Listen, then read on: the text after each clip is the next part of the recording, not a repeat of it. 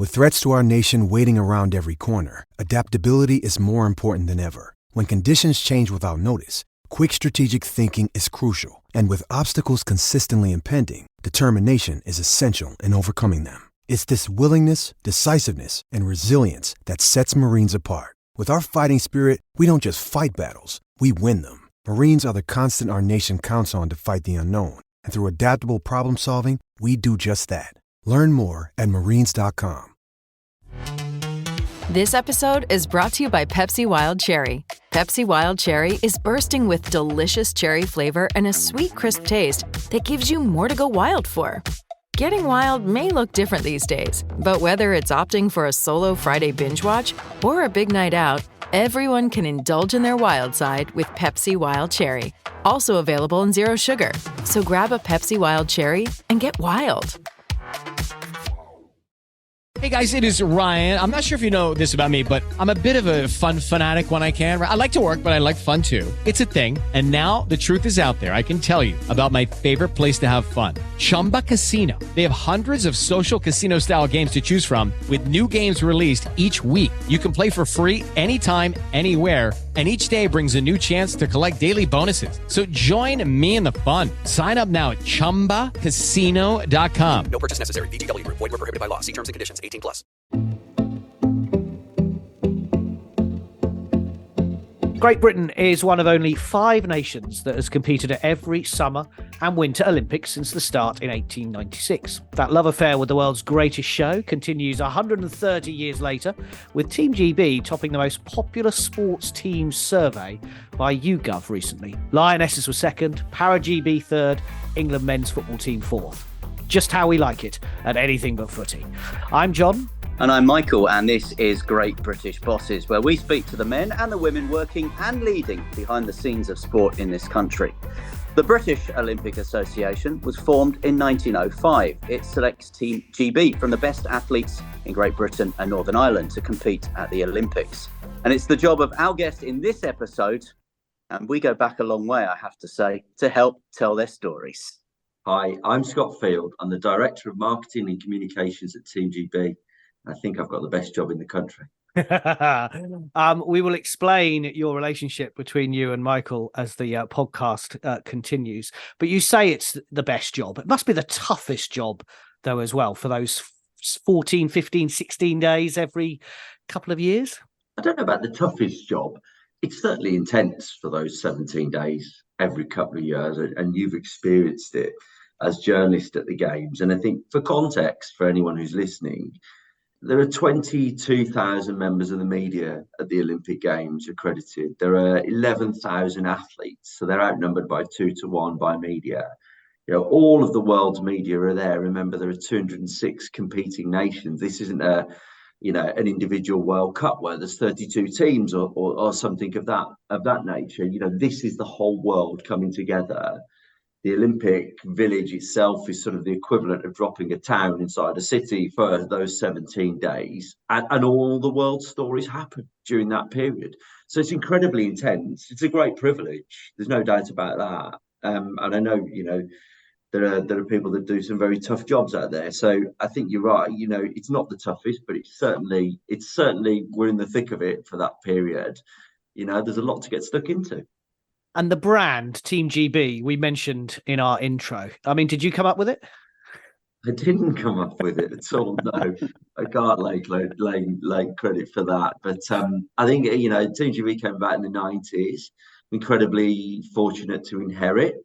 And it's odd, isn't it, when we're talking on a sports podcast about a brand, it's the team ultimately, because the athletes, in my mind, are the brand and they make up the team. And they're the ones that put our best foot forward every 2 years, when we hit the field of play. But I'm incredibly fortunate to inherit the brand, if you want to call it that, the team in such great shape, in such a great trajectory, over 60 medals for each of the last 3 Summer Olympic Games and for 2 of the last 3 Winter Olympic Games, record medal returns, albeit more modest in that sense as well. So, it's a good time to be at Team GB for sure. I should probably know the answer to this question, but What is Team GB then? Because you're not funding the sports through the Olympic or the Paralympic cycle. You're not looking after the athletes day to day when they're going off to their individual world or European championships. So what are you? I mean, it's interesting you reference the deep history of Britain going to the Olympic Games back to 1896. Ultimately, we're there to take Olympic athletes to the Olympic Games. That's what the Olympic Charter demands of us. We're a member body of the International Olympic Committee. We're the body responsible in our territory for taking athletes to the Olympic Games and for upholding the Olympic movement in this country. That's what we're there to do. And so for anyone who's eligible to qualify for the Olympic Games, we're the body that they would look to responsible for taking them to the Games. And that means, we have a responsibility towards the system that's funded by UK Sport and the governing bodies who are doing great work out there every day, training, conditioning the athletes, but also in some cases just individual athletes who may be unfunded, who are obviously working within their governing body system, but is striving to qualify for the Olympics. And in that sense, we're not discriminatory against anybody. If you're good enough to qualify for the Olympic Games, you meet that criteria, then we're gonna put you on the train, as is the case going to Paris. We're going to put you in the kit and we're going to get you to the start line at the Olympics. And that's the obligation we fulfill for the athletes. I think one of the bits people don't know is we're 100% commercially funded. So we're also, a commercial organisation. So we're out there looking for sponsorships, for partnerships through the term. And that's the important element that helps us fund athletes going to the Olympic Games. And we take, fairly healthy numbers of athletes to the Games, upwards of 370 for each of the last 3 Olympic cycles. And we'll probably be the same for Paris. And do you find that because you're Team GB and because you've got that popularity that we referenced right at the start, that when you are pushing at those commercial doors, trying to get into those boardrooms, it's perhaps a little bit easier than if you were, say, a national governing body? I'm not responsible for the commercial element per se. We have a commercial team that do that. I think the commercial market's always very difficult wherever you are. It is about demonstrating there's a purpose as well beyond the pure sponsorship play, if you like. And I think that's the interesting proposition with Team GB. We're not necessarily a brand that you can just slap a logo on, or a team, that you can just slap a logo on the shirt of. And we don't have our own venue and we don't run events every 2 weeks as you would see in football. What we do is we work with our athletes to tell the story of Olympism and what it means to be an Olympic athlete very, very well, and hopefully increasingly well. And I think that's what our partners look to us for, is real purpose and actually aligning themselves to the value of Team GB, the values of Team GB, I should say, and the values that our athletes demonstrate on a day-to-day basis. We have some incredible backstories. We see some incredible feats and efforts going from the athletes every 4-year cycle to get themselves to an Olympic Games. And I think, the nation always recognises the great efforts and endeavour that sort of goes into to becoming an Olympian and delivering on the great stage. And I think, the nation enjoys watching the Olympics in the moment, enjoys seeing those backstories. I think our partners enjoy that. I think they enjoy knowing that they're supporting these individuals in their personal efforts and achievements. And I think for that reason, people are warm to Team GB, and our partners are warm to Team GB, and we're incredibly grateful to them, because without them we couldn't carry these stories forward. We couldn't take the athletes to the Olympic Games, and we couldn't create the amazing memories that I think we have, certainly in recent history, at Olympic Games. You mentioned about telling stories, Scott. Is it easy to tell the story of Team GB and the Olympics? And the reason why I say that is this quote that kind of leaps out of me, that people love the Olympics, but they hate the IOC. But actually, your job is telling the good stories of Team GB. Telling stories across the Olympic landscape has resonance. You see stories from all parts of the world, and to credit the IOC, they create the platform for these stories to be told. You see some incredibly enriching stories from athletes all over the globe who come from a variety of different circumstances to make it to the Olympic Games. We have the refugee team at the Olympic Games now, which is something the IOC have worked hard to create, and I think they deserve credit for, because that's giving opportunity to athletes that otherwise wouldn't have them, and they're great stories that we get to see told. I think from our point of view, the whole heritage of Team GB in the Olympics is built on athlete stories. And so it's incumbent on us to continue to tell those stories as well as we possibly can. I don't think it's easy to tell those stories. I think sometimes the challenge is helping athletes and individuals know that their story is of value and is of interest to the public, because they're quite humble. You've spoken to many of these athletes. They're really humble. They don't necessarily see themselves as someone with a story. And for me, they all have a story, whether that's just simply grounding them in their local communities. There's nothing that gives the nation more pride than knowing an athlete is a great success and they come from the same place that you do. We always talk about the goalpost boxes from London. It's almost inevitable that we do, but the sort of sense of community pride that created is memorable in itself, right? And I think that for me is the essence of what we're trying to do. We're just linking back these incredibly talented individuals to their communities, and exploring the full diversity and depth of that, because there are athletes from all four parts of the nation, and we are one of the few entities that represents the whole of the UK. It allows athletes to be grounded back in their communities, in any which way you want to define community. That might be their sporting community, it might be their location, it might be any other community group they identify with. There's something for everyone in Team GB. You mentioned a couple of moments ago about the talent that's there, and I wondered whether it makes your life easier. I think Team GB revealed at the end of last year that Laura Kenny is looking to go back to the Olympics in Paris this summer. Does it help having that history and people continuing, so the likes of Tom Daley, Laura Kenny, Max Whitlock, or actually is it more exciting with the people that we probably at this point know lesser of? I think it's a mix of both, ultimately. I think the two things the British public love, or any public perhaps, love most is knowing that the known quantities are back, and they can, get excited about someone they know is at the very, very peak of their powers, the top of their game, is going to perform and is likely to succeed, whoever that might be. But we also love the great unknown, don't we? Who's next? Everyone wants to know who's next.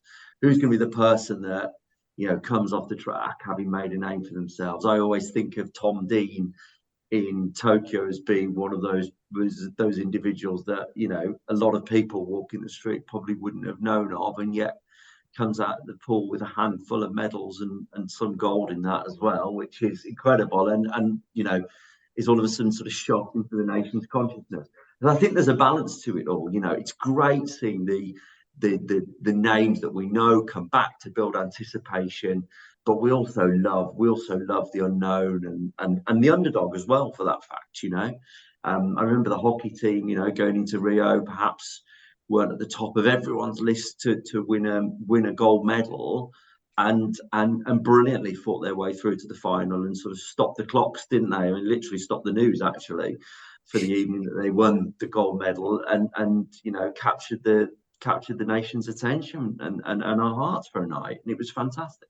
Here we are then, it's Olympic year 2024, and this is you were involved in 2012. I remember dealing with you there as the press officer for the Team GB football teams, but 2016 and then delayed games of 2021, you kind of came into the role late-ish, that fair to say, ahead of sort of 2016, and then obviously all the challenges of Tokyo in 2021. Is this the first time that you've ever had the chance to really put your mark on your team, a proper games that you've been able to build since sort of day one, if that makes sense? I had the two winter games as well, Michael. Let's not forget, in 2018 in Pyeongchang and in Beijing in 2022. So yep. I probably felt like I had more of a chance to put my mark on those. I came quite late in before Rio, but I think the beauty of working at TGB and the BOA is it's a very focused organisation. It's focused on the athletes. It's focused on created the platform for them to deliver at the Olympic Games. So what I did find when I walked in early 2016 ahead of those Rio Games was that it's in a great state. Like everything's pretty much ready to go, and the extent to which we prepare ahead of a games means that as we sit here now, I wouldn't say there's as much focus, but certainly there's a decent focus on what we're doing for LA as much as there is how we're going to deliver Paris. We work some 5-6 years ahead of the Olympic Games. So when I came in ahead of Rio, to cut a long story short, it was in great shape. We were ready to go, really. So I was able to sort of slot in, work my way through what it was about, learn about the organisation, learn about the sports, create those relationships, which are ultimately key to everything we do. And Rio was a tricky games for everyone. The infrastructure was difficult to work around, but it was a really enjoyable games. And what I found was pretty much what I said there: an organisation in really good shape, ready to go. And my gosh, we delivered, right? I mean, 67 medals in Rio. Tells its own story. The first team ever to better their medal return at an away games, if I can put it that way, following the home games in London. So, history in itself. So, and then it was great to roll on to Tokyo, to feel like you could sort of own that from start to finish. The Olympic world is very cyclical. Sport's very cyclical, isn't it? Based on the sort of rhythm and cadence of the fixtures. The Olympics is certainly cyclical for obvious reasons, and actually to work through the Tokyo cycle was great, really enjoyable. Similarly, to work through this Paris cycle, really, really enjoyable. You feel, I think there's a great sense of fulfillment in knowing that you've been working on something from the very outset to its ending at the games. I always knew you as a football man and as a speedway man, actually. And as I said right at the start, I've known you quite a long time. When did you have your eye on the Olympics and Team GB? How did that come about? I continue to lobby for speedway to be an Olympic sport at some point in the future. That's one for another podcast. But I actually had my introduction to the Olympic world through football. I've been in football for 16 years. I worked at 2 clubs, West Bromwich Albion, and you might tell the link to West Brom from the accent. And then I worked at Watford. You definitely won't tell the link to the accent from that. And then I joined the FA, and I was at the FA for 7 years, heading up comms alongside colleagues there. So a long stint in professional football. And actually it was whilst I was at the FA that I got introduced to Team GB and the BOA, because you'll remember during London 2012, we had football as part of the Olympic programme, both men's and women's. And I, from a comms and media point of view, supported the development of the introduction of the teams into the programme, then the development of the teams that went to go and play, so the hiring of the coaches, the nominations of the coaches, the nominations of the players, and ultimately then went to the Olympic Games in 2012 as part of the FA's delegation that was submitted to Team GB to deliver the football teams at the Games. So worked on media and comms with the men's team, with a colleague, but predominantly worked with the women's team a little more so during that period. And it's, with great fondness, I look back at London 2012 and how amazing it was in all respects, and how privileged I was to be able to work at the Games wearing the Team GB kit and working alongside the men's and women's football teams at the time. And we've seen the huge success of the women's team really from that point on, just go in an upward trajectory. What about the men, though? Will we ever see a Great Britain football men's team again? I don't know. Don't know the answer to that, to be honest with you. It's quite a complex question, I think. Men's football at the Olympics is an under-23 competition, so it's very different in terms of its how it's composed to the women's competition, which is a full international competition as deemed by FIFA. Everyone could see through the sort of optics of the importance of the Olympics to women's football and its development. And I think that's perhaps different to where the men's game is at and the view of it in this country. I'd love to think we would have a men's team alongside a women's team again in the future, because I think our remit at the BOA is to be able to fulfil our obligation to take athletes to the Olympic Games in all competitions. So, where the opportunity arises, it would be great to think that could happen again in future. I think for the time being, though, I'm conscious I'm on a podcast that's called Anything But Footy, so I can't keep which on about football to the detriment of all our other sports for too much longer. And you're right. I mean, maybe Michael and I are partly to blame for this, but there is this issue in this country where football is not seen as an Olympic sport. There's a gold medal, there's a silver medal, there's a bronze medal, there's medals up for grabs. Neymar wanted to win it for Brazil. Mbappe wants to win it for France. Yeah, and I went to the Brazil Germany final for the men's football in Rio, and you tried telling anyone in that stadium that it didn't matter, and it wasn't the big Olympic sport, because the gold medal for Brazil in football on that night was the be all and end all. I think, for them in that moment. And Neymar was there, as you rightly said, scored the winning penalty, I think, as I recall. All sports are, equal in our eyes, and people would have the same debate around a lot of the, as people might term it, as traditionally professionalised sports, whether that's golf or tennis or rugby to an extent, albeit there's rugby sevens play, or cricket to come, or cricket to come. Right? I mean, it's sport. It's sport of the highest quality, and I think they all have their place. This is Anything But Footy. Hey, it's Kaylee Cuoco for Priceline. Ready to go to your happy place for a happy price? Well, why didn't you say so? Just download the Priceline app right now and save up to 60% on hotels. So whether it's Cousin Kevin's Kazoo Concert in Kansas City, go Kevin, or Becky's Bachelorette Bash in Bermuda, you never have to miss a trip ever again. So download the Priceline app today. Your savings are waiting. Go to your happy place for a happy price. Go to your happy price, Priceline. You're listening to Great British Bosses from Anything But Footy, and we're in conversation with Scott Field, Director of Marketing and Communications at Team GB. What are you looking forward to going to see in Paris? I mean, if you look at this 17 days of competition and you think professionally, there's certain things that you probably have to attend, but as a fan, what would you like to go and see? It's a divisive question, but a great question. The corporate answer is everything, of course. The personal answer is, I mean, look, I love seeing sports I haven't seen before. I'm really looking forward to seeing breaking. I think it'll be brilliant, particularly in the environment that they're going to create in Paris. I love the combat sports. I think, what's better than watching Bianca walk and kick someone in the head? It's, it's super. The boxing is always good. The one, I mean, this is very personal, but I've been fortunate enough to watch Max Whitlock win his 2 gold medals in Rio and Tokyo. Particularly fortunate in Tokyo, given that I was perhaps one of about a couple of hundred people in the arena to watch him win that gold medal.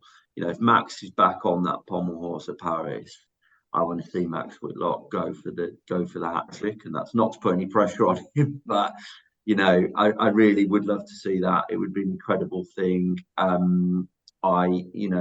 very much look forward to watching the gymnastics at every games. I think the feats of strength and coordination are just unbelievable. In fact, seeing Simone Biles back would be something else. I saw Simone Biles as well in Tokyo.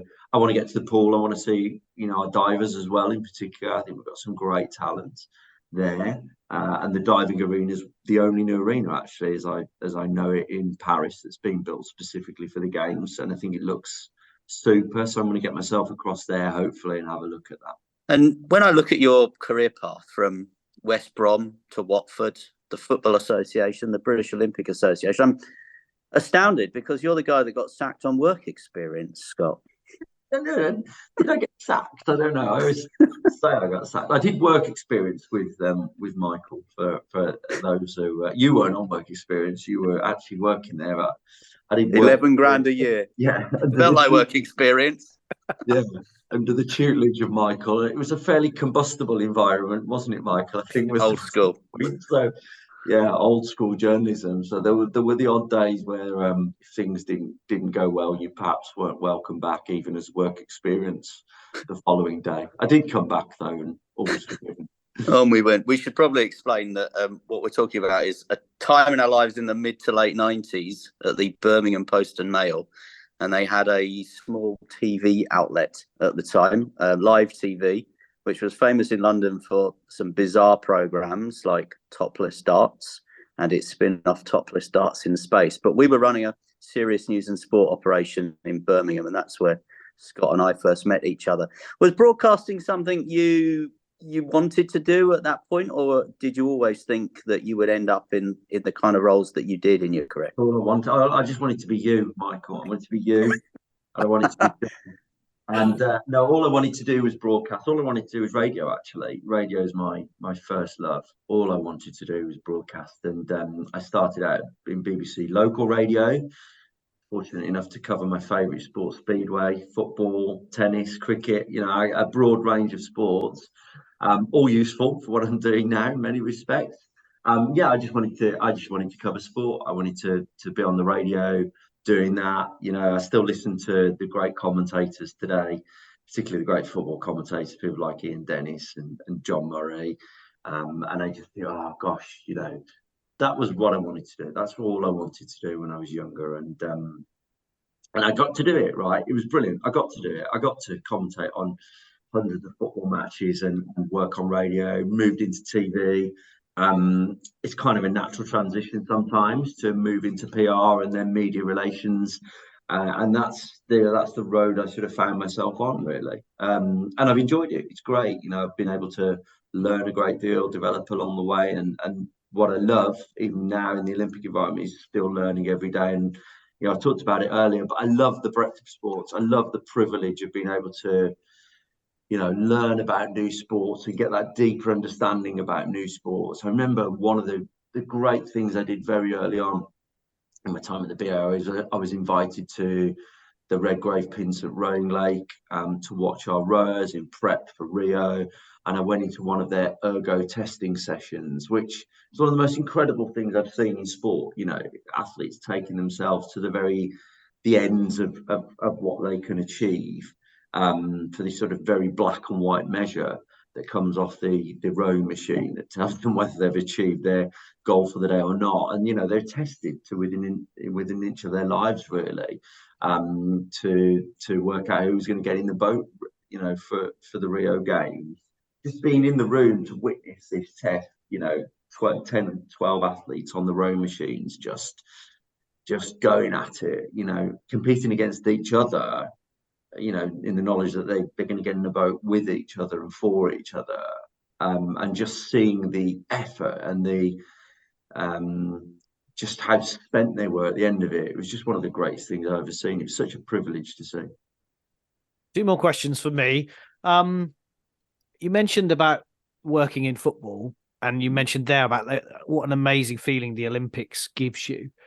Could the Olympics learn from football, or could actually football learn from the Olympics about how to tell stories? I find that football is so restrictive now and so narrow in how it tells stories. I'm never critical of football at all. I think one of the difficulties football has is, we're at saturation point, right? I mean, how many times can you tell the story of, and it sounds like I'm picking on someone, but I'll just throw a name at that, Harry Kane, right? I mean, how many hours can you possibly pour over the story of keep finding something new or fresh to talk about? And it's probably unfair of me to use a name there. Harry Kane is actually someone I would sit and listen to and want to understand more of. But I think you understand the point I'm making is the stories are just told over and over and over. There's a freshness to the Olympic stories, which I like. I think, though, the Olympics can learn a lot from football. It does, it does things incredibly well. You see some of the social content that clubs put out, that the nations put out, and it's really, really strong, and we can learn a lot from it. I love some of the stuff we've seen.